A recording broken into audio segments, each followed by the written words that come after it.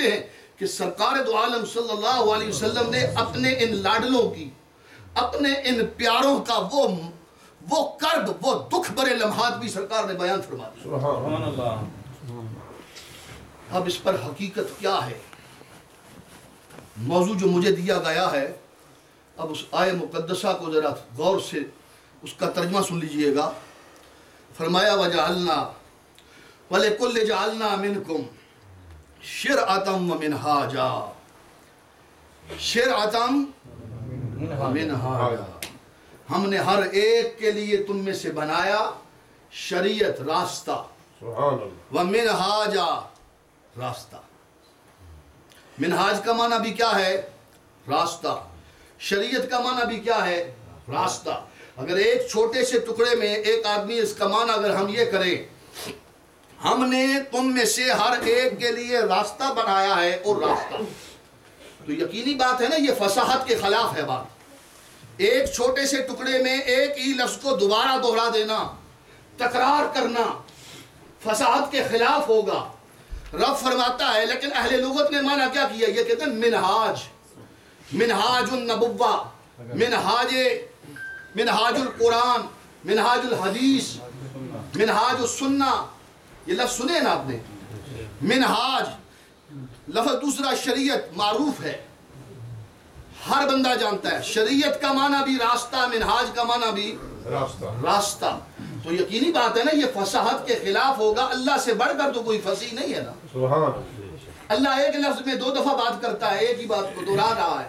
تو جناب علماء فرماتے ہیں، امام لغت القرآن امام راغب اصفہانی فرماتے ہیں شریعت وہ راستہ ہے کہ جس کا بیان قرآن سے ملے.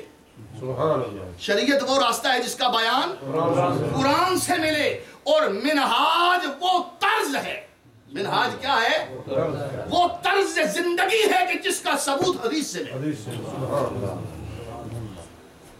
بات آگی سمجھ میں؟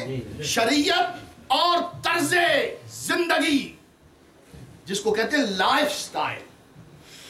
قرآن اللہ کا کلام ہے. قرآن کیا ہے بولیے؟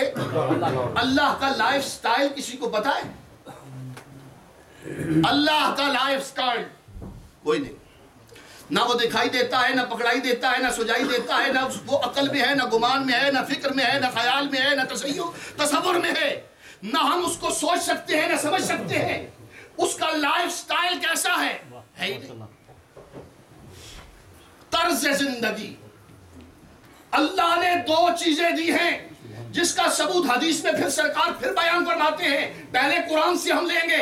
قرآن یہ کہتا ہے ہم نے تمہارے لیے 2 چیزیں منتخب کی ہیں. ایک شریعت ہے جس کا ثبوت تمہیں قرآن سے ملے گا، ایک طرز زندگی ہے جس کا ثبوت تمہیں مصطفیٰ سے ملے گا.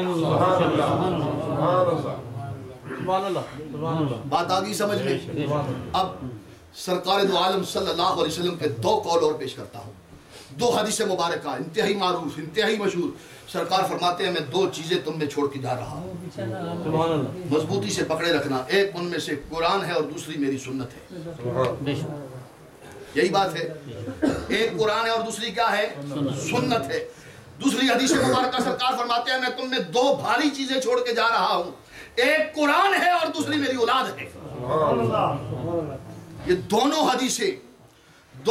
احادیث مبارکہ معروف ہیں، مشہور ہیں، حوالے دینے کی ضرورت نہیں ہے. علماء موجود ہیں. سرکار فرماتے ہیں یہ 2 چیزیں چھوڑ کے جا رہا ہوں. قرآن اور کہہ رہا ہے، قرآن اس انداز میں اس بات کو بیان کرتا ہے. ایک شریعت ہے، ایک طرز زندگی ہے. دونوں کو ملا لیجیے. میرے آقا کا فرمان عین قرآن کے مطابق جاتا ہے. سرکار فرماتے ہیں ارے ایک قرآن ہے جس کو رب نے شریعت کہا ہے، ایک طرز زندگی ہے جس کو میں سنت کہہ رہا ہوں. یا رسول اللہ وہ سنت کا عمل کہاں ملے گا؟ فرمایا وہ سنت جہاں قرآن ہوگا. میرے آقا قرآن کہاں ہے؟ کہاں جہاں میرے میری آل اور قرآن کبھی جدا نہیں ہوں. سنت مصطفیٰ کا عملی نمونہ، حقیقی نمونہ، یعنی لائف سٹائل، طرز زندگی مصطفیٰ کا دیکھنا ہے تو حسین کو دے. یہ ہے طرز زندگی. حضور علیہ السلام کی اب اس پر علامہ جلال الدین سیوطی رحمۃ اللہ علیہ کا حوالہ میرے پاس موجود ہے، آسان اور عام فہم کتابوں کے حوالے دوں گا، وہ کتابیں جن کو میں نے بھی لائبریری میں کبھی نہیں دیکھا، یعنی کہ میری پہنچ نہیں ہے وہاں پر، میں ان کے نام نہیں لیتا، عام فہم کتابیں جو ہر آدمی کو مل جاتی ہیں، اور الحمدللہ علی احسان ہی کل میں نے دیکھا کہ تاریخ الخلفاء علامہ جلال الدین سیوطی رحمۃ اللہ علیہ کی انگلش میں اس کی ٹرانسلیشن موجود ہے، مجھے نہیں پتا تھا۔ تو اب یعنی کہ عام چیزیں جو ہیں ان میں سے حوالے دیتا ہوں کہ آپ میں سے ہر ایک کی رسائی ہو جائے وہاں پر، آپ میں سے ہر ایک اس کو پڑھ لے۔ گرامی قدر حضرات، سرکار دو عالم صلی اللہ علیہ وسلم نے فرمایا وہ شخص جس نے سب سے پہلے میری سنت کو تبدیل کر دینا ہے وہ بنی امیہ سے ہوگا۔ جو سب سے پہلے کیا کرے گا؟ میری سنت کو تبدیل کرے گا۔ طرز زندگی، حضور علیہ السلام کا طرز زندگی، نبی پاک کا طرز زندگی، وہ اسباب کیا ہیں، وہ وجوہات کیا ہیں؟ کیا پڑی تھی شاہ حسین کو؟ مدینہ چھوڑنا کوئی آسان بات ہے؟ مدینے سے شاہ کونین کا نور نظر نکلا، وطن سے بے وطن ہو کر وطن کا تاج ور نکلا۔ آج دنیا ترستی ہے، تڑپتی ہے مدینہ پاک کی زیارت ہو جائے۔ نعت خواں اٹھتا ہے، وہ دعائیں کرتا ہے، سلام پڑھتے ہیں تو دعائیں کرتے ہیں، یا اللہ مدینے کی سنہری جالیوں کی زیارت عطا فرما، گنبد خضرا کی ٹھنڈی ٹھنڈی چھاؤں کی دعائیں مانگی جاتی ہیں۔ صوفی رات کو اٹھ اٹھ کر دعائیں کرتا ہے، عابد دعا کرتے ہیں، زاہد دعا کرتے ہیں، عالم دعا کرتا ہے، یا اللہ مدینے کی حاضری دے دے۔ ارے حسین کو کیا پڑی جو مسند رسالت کا وارث ہے، اس مقدس شہر کو چھوڑ دیتا ہے۔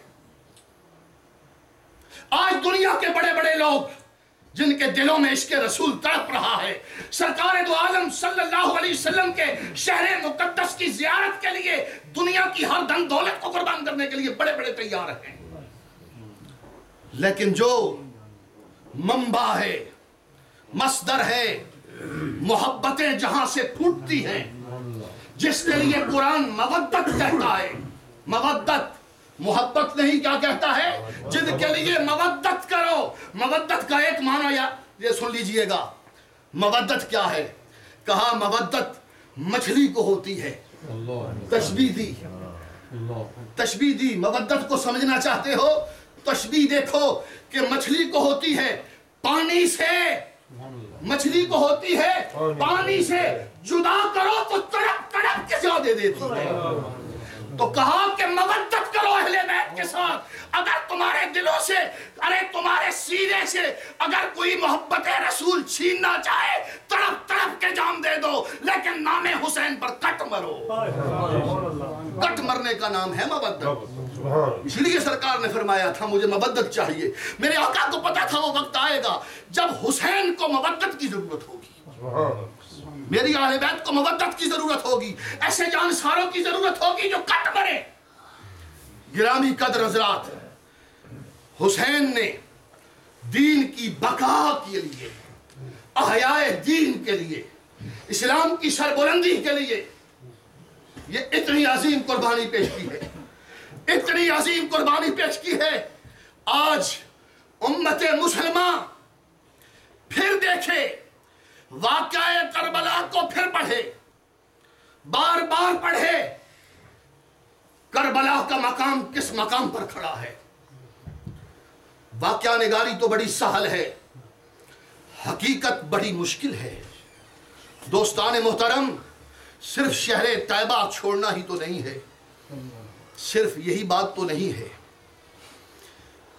سرکار دو عالم کا فرمان مبارک میری سنت کو بدلا جائے گا۔ ارے جو شخص فجر کی نماز پڑھاتا ہے حالت نشے میں، 2 کے بجائے 4 بڑھا دیتا ہے، سلام پھیر کے کہتا ہے کہو تو 2 اور بڑھا دوں۔ سرکار دو عالم صلی اللہ علیہ وسلم کی سنت، جن چیزوں کو قرآن نے حرام قرار دیا ان کو حلال کہتا ہے۔ کتنی باتیں ہیں۔